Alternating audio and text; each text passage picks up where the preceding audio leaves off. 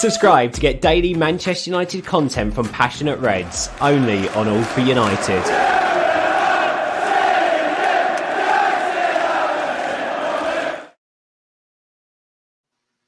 Hello and welcome back to All for United. We've got a very special episode for you today. I'm joined by Petter Veland. Is that? Yeah, Petter Veland. Sort of La Liga specialist, writer and podcaster. So Petter, how are you doing? I'm fine, thank you. Brilliant to have you on. So thank you for joining us. Obviously, the rumours are heating up about Rafael Varane, so we thought who better to talk to than obviously yourself, Petter. You came on for the Pau Torres episode, did brilliantly with that. So yeah, it's great to have you on. But yeah, like I said, rumours heating up about Varane. It's looking like a deal could be struck any minute. So we'll just get on with the questions. So firstly, I wanted to ask, what is the update as of right now? Where are we in terms of this deal?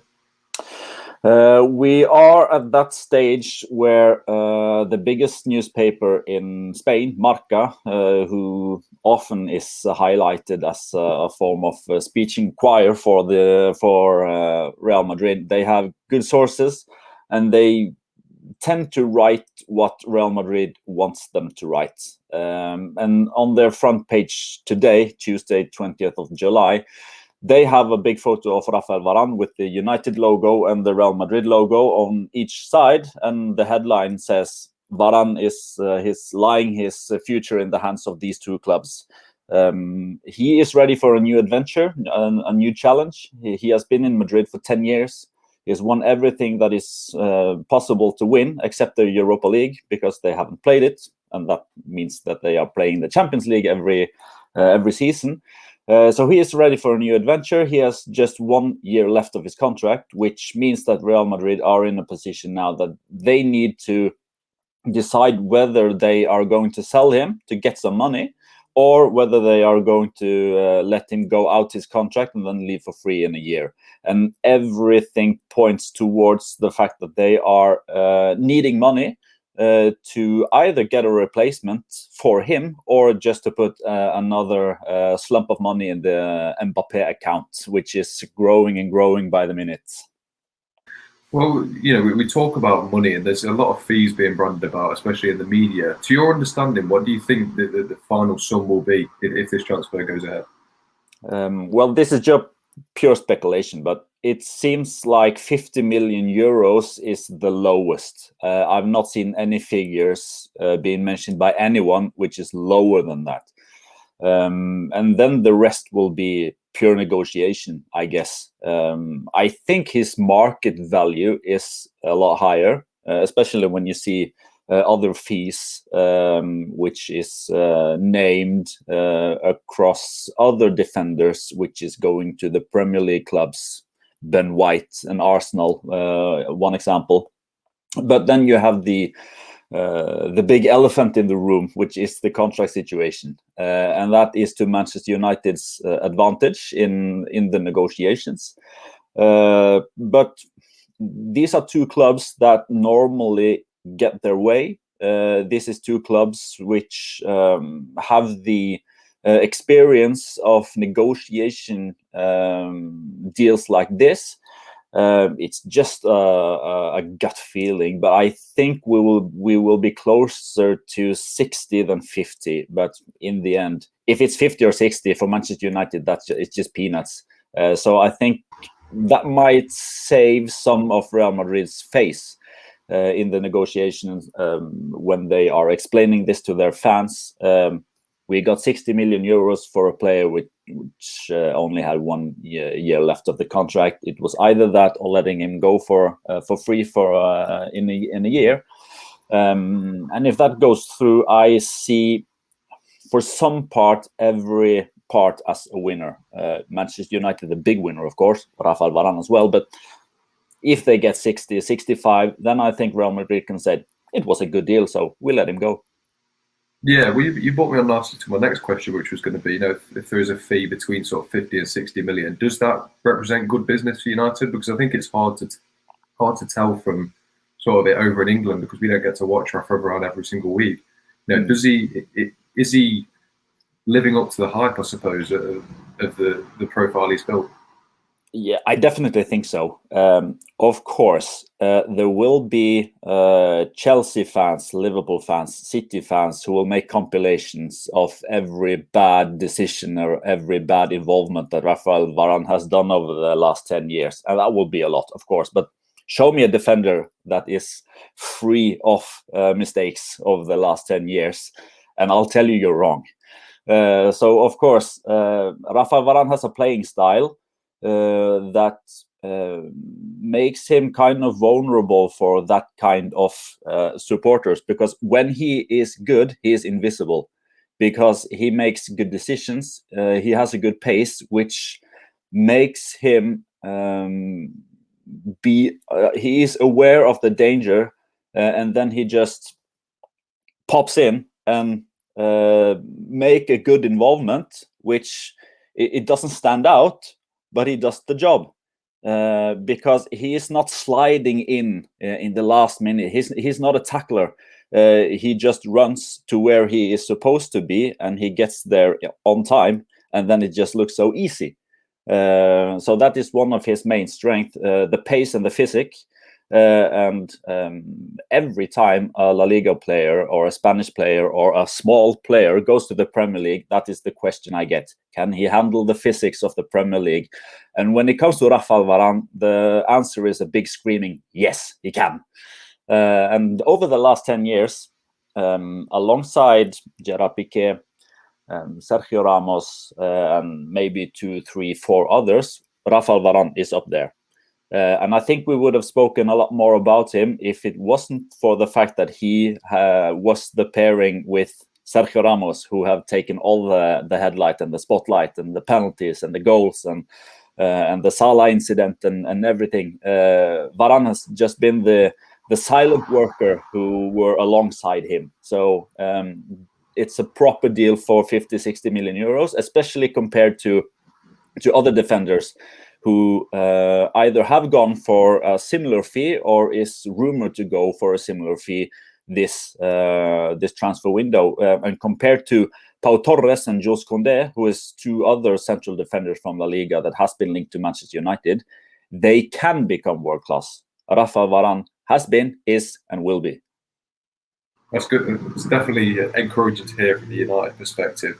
But you talked about his skill set there.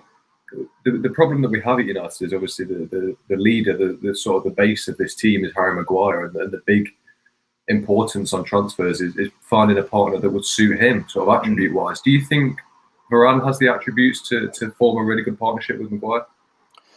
I think so. Harry Maguire have a lot of good qualities. He's a central defender who is up there amongst the best. I think he showed that during the Euros. I think he has shown that over his time in Manchester United. But if we are searching for weaknesses, it might be pace and qualities on the ball. I think Harry Maguire too often tend to just give the ball to Luke Shaw or pop it up towards Cavani or Rashford in behind the defense. Rafael Varane is used to play in a team which plays out from defense every single time. If they clear the ball, it's because that's the last decision. So if he will be the number 1 defender in terms of playing out the ball, then they will up their game in that part of the game. But I also think that can give confidence to Wan-Bissaka, to Shaw, or Trippier if he comes, and Harry Maguire, because if he is the leader, if he takes charge and responsibility in that terms and say, okay, if we play out from behind and we let in a goal, it's on me. If he can be that leader, I think all of the Manchester United players will benefit from that, because then he will set an example and then the others will follow. And the other thing that is one of the few weaknesses of Harry Maguire is the pace, and that's Rafael Varane's main strength. That's good to hear. Definitely. Well, I want to talk about Varane more personally now, sort of on a outside of off the pitch in a sense. So the main question that United fans have raised is, he's part of the most successful period in recent history in terms of club football. Why does he want to leave that? Is the speculation to believe, and it is all just over sort of contract and salary and that sort of thing, or do you believe he genuinely wants a new challenge? Well, based on the information, I see quality journalists like Jose Angel Sanchez, Jose Felix Diaz, Fabrizio Romano. They are all saying or writing the same, and that is that he wants a new challenge. The player has said it, his agents has said it, and of course I'm aware of what has happened in the past when another Real Madrid defender wanted a new challenge and more or less used Manchester United to get a better contract in Real Madrid. Of course, I'm talking about Sergio Ramos. But I think that is a bit different because when Sergio Ramos did that, he was, from my point of view, underpaid. He was not amongst the players who earned the most, but he was one of the most important players. So there was a mismatch between the economics and the sporting things that he complied to the team. Rafael Varane, of course, he needs a new deal if he is going to stay at Real Madrid. But the financial situation in Real Madrid is I won't say that it's struggling, but the pandemic has made a big impact on the big two in Spain, especially Barcelona, because they threw out money like drunken sailors over the last years. But Real Madrid have been very strict, and we saw that when Sergio Ramos decided to leave. Real Madrid, they put an offer on the table and said, okay, this is what we get. This is what you get. This is what we can give during the circumstances. This is our economy. This is our reality. This is what you can get. And if you don't want it, okay, thanks for everything you've done. Move on. So I don't think that Rafael Varane is playing his hands good if he is playing the stare competition with Florentino Perez, because Florentino Perez is like this now. He's not staring. This is not staring at all. So I see the skeptic, and I understand the Manchester United supporters who remember this Ramos situation 5 or 6 years ago, but I don't think it's the same. I think this genuinely is a central defender who has been in the club for 10 years.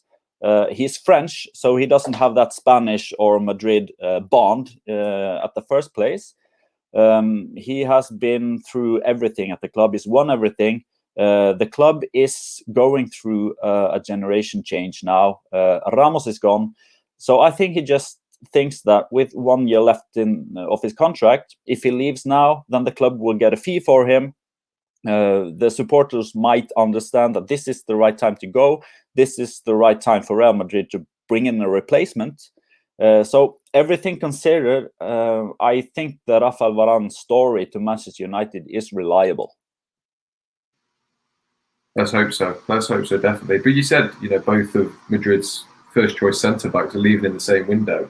I think a player of Rafa Varane's quality and price tag, there's not many teams in Europe that could afford him, and even fewer that would really want him right now. So do you think, in terms of the teams that would feasibly sign Rafa Varane, do you think Manchester United would be his first choice, or do you think that his hand was sort of forced by the fact that Sergio Ramos went to PSG before he could even begin negotiations with them? Yeah, I understand the question.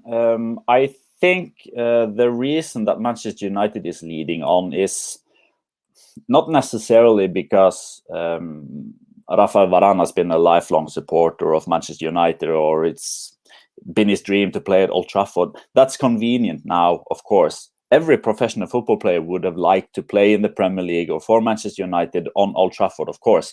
But that's not the main reason. I don't think it's Rafael Varane that has chosen Manchester United. It's Manchester United that have chosen Rafael Varane, and he sees that as a very good opportunity. And when you see the fee that is in discussion, when you see the profile of Rafael Varane, there is only a few, let's say 8 or 9 clubs that are in the discussion anyway that could tempt Rafael Varane away, because this is not a player which is at his he is not 33 or 34 looking for one last big contract. This is a player in his prime. He's at his best age. So he wants to continue to win trophies. He wants to play for the biggest clubs. And all that considered, Manchester United, of course, when they are approaching his agents, then why wouldn't he go if he has decided that he wants a new challenge? Yeah, that's fair enough. Well, I want to talk more specifically about Real Madrid now, because obviously, like I said, two of their first choice centre backs, two absolute stalwarts in that Champions League domination period, both left in the same window. Is this worrying for the club?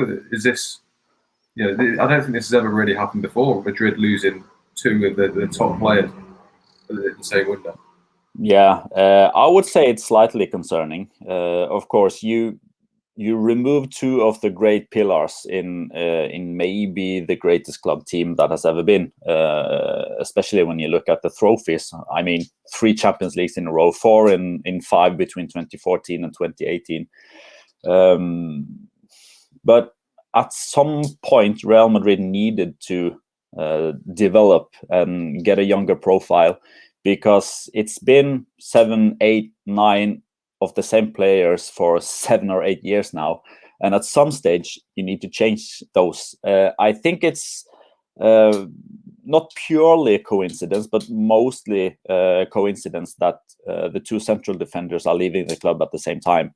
But it's also a contractual fact, because Ramos's contract went out in 2021 this year, and Varane in 2022. So you might also criticize Real Madrid for letting that happen. Maybe they should have renewed the contract of especially Rafael Varane, who is at his age, at some point before. So as of now, Real Madrid have Nacho Fernandez, Eder Militao, and David Alaba. They only have 3 good proven central defenders, and they have Jesus Vallejo, who has been on loan in Germany, unsuccessful loan spell in Wolverhampton, and played last season for Granada without. He didn't impress me in any of those loan spells, so I'm not sure if he is ready to be the 4th choice. Of course, there are always good players coming out from the youth system of Real Madrid, but if United are buying Rafael Varane now and Real Madrid are getting cash, I know that everyone is talking about the Mbappé collect fee. Let's just put everything in that bowl. But I also think that if there is any possibilities that are emerging at the end of the transfer window for whatever reason, it might be a player that is not happy with the current situation in his club. It might be some consequence of Brexit or the new non-EU rule in Spain, which means that English players are now considered as a non-EU player.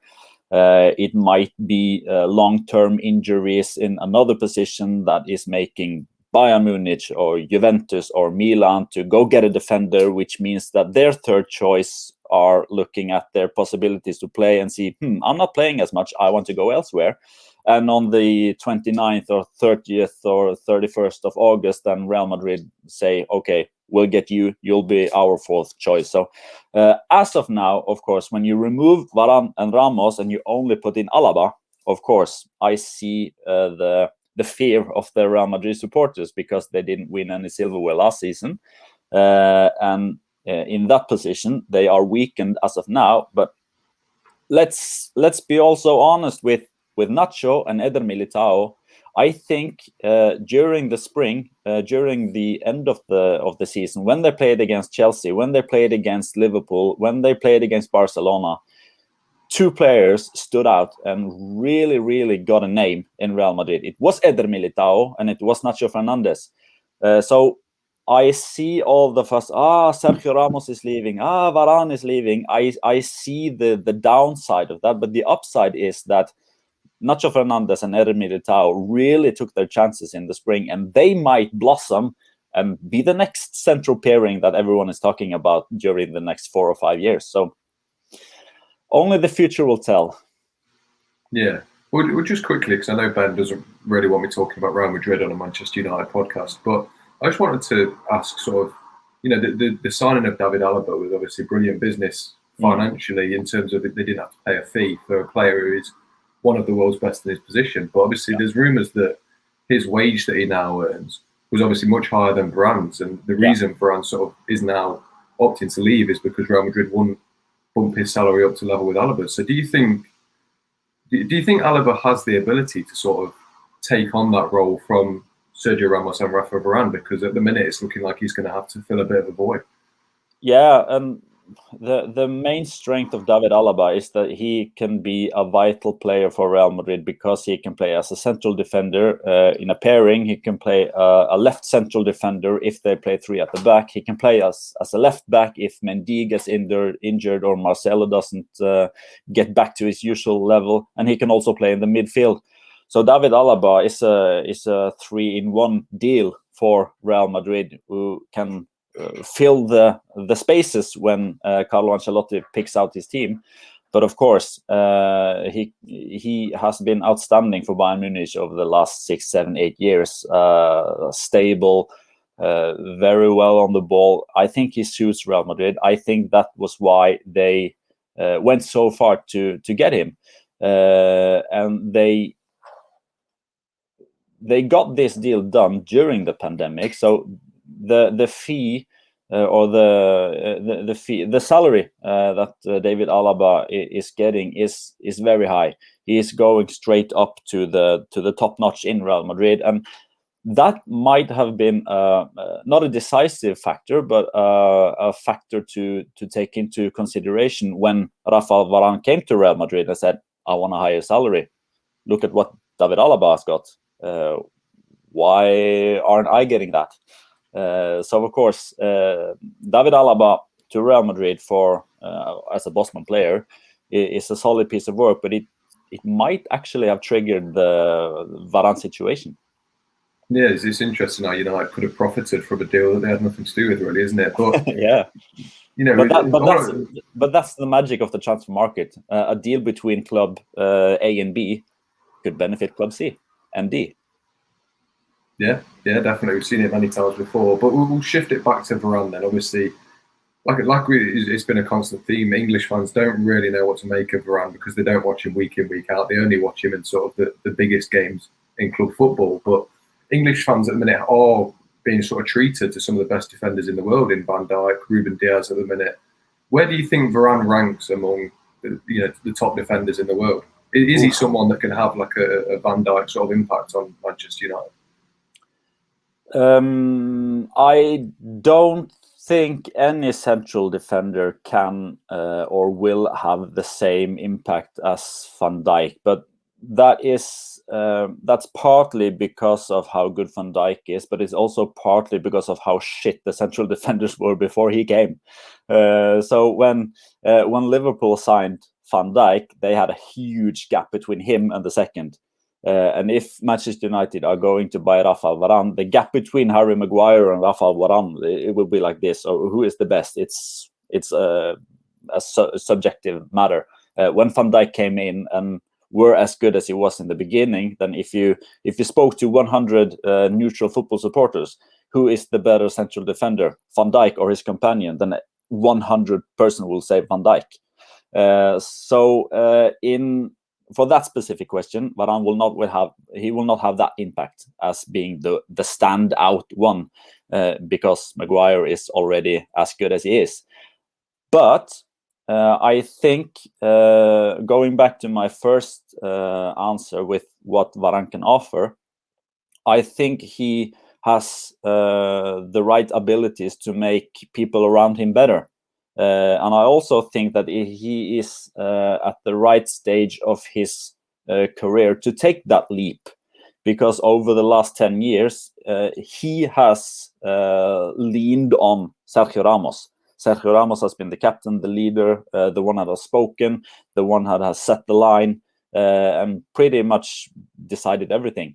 And now that Rafael Varane comes to a new environment that really shows him that they want him because they are paying this kind of money for him, they are offering him this kind of contract, they are making an effort to make him come to England, to Old Trafford, then it might be the right time for a player which is now 28 years to be that leader, not only at club level, but also at the national team, because we're talking about a world champion here.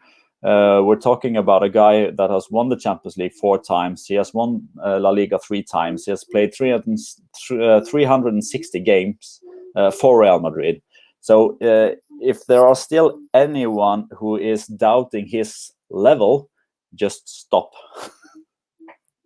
And then, of course, you have the X factor of how will he suit his teammates, the language, the culture, playing in a new club, new league. That's an underlying factor that is there for every player who is changing clubs, because you don't know how he fit into the wardrobe. But there are other French players in the team, Pogba, Martial. There are players that have something in common with him. So I don't think that will be an issue. And the more I consider the situation, the more I think about it, the more sure I am that Rafael Varane will be eventually. Let's have that eventually amongst us. A very, very good signing for Manchester United, if it is to happen, which I think. Yeah, let's hope so. But listen, we're coming to an end, so I'll keep it quick. But United have pretty much announced that Jadon Sancho is coming to Old Trafford, and that's a massive signing for Manchester United. But do you think bringing in Varane has the potential to fire United to a league title this season? Because they were relatively close last season. There was just a few little problems to iron out. Do you think these 2 additions can fire them for the league title this season? It should make them contenders in a stronger manner than last season. But last season, the second place were, from my point of view, I didn't expect Manchester United to be second, partly because I didn't think they had it in them, and also I thought Liverpool were going to perform better than they did last season. But now, when they had this last season to build on, and you also had the Europa League, which I know it didn't end up with a trophy, but got to the final, one step closer to a trophy. And now, by making these transfers on the transfer window, Jadon Sancho, Rafael Varane, I see a fair possibility that Kieran Trippier can be available as well, because he now occupies a non-EU spot in Atletico Madrid, which makes his stay there a bit harder than it would have been if it weren't for the Brexit. And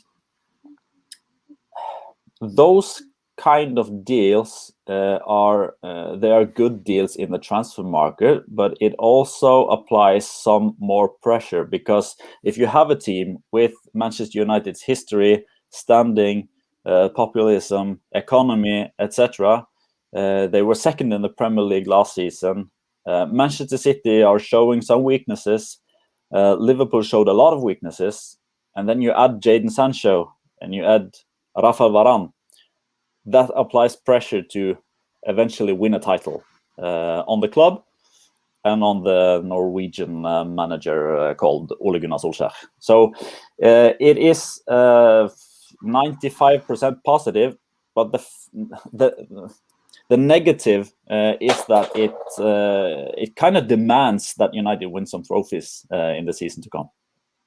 Yes, yeah. Well, listen, fingers crossed the trophies do stop coming. But my final question, just a simple yes or no. In your opinion, is this deal going to happen at some point this summer? Yes. Lovely stuff. That's what everyone wants to hear. Well, listen, we'll wrap it up there. So, Petter, massive thank you for joining us. It's been brilliant to talk to you. Thanks for having me. Yeah, we'll be sure to be in touch soon if anything else comes out. But listen, thank you to everyone for tuning in. Be sure, if you enjoyed the video, to like and subscribe, and we'll see you soon. Yeah.